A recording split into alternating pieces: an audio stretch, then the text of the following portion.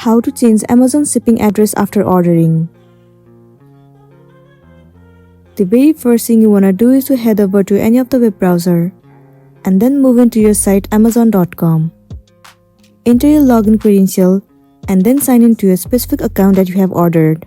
It will land you on this official homepage of Amazon.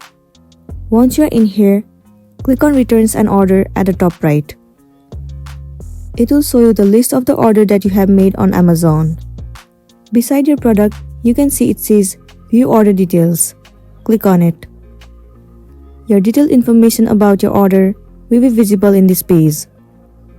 Right now you can see shipping address, payment method, and also the order summary.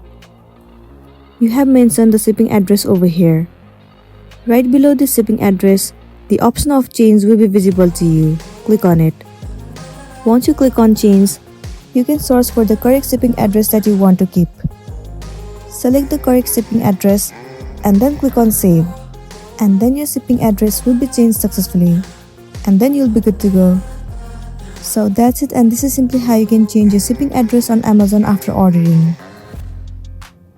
I really hope this video is going to be helpful for you.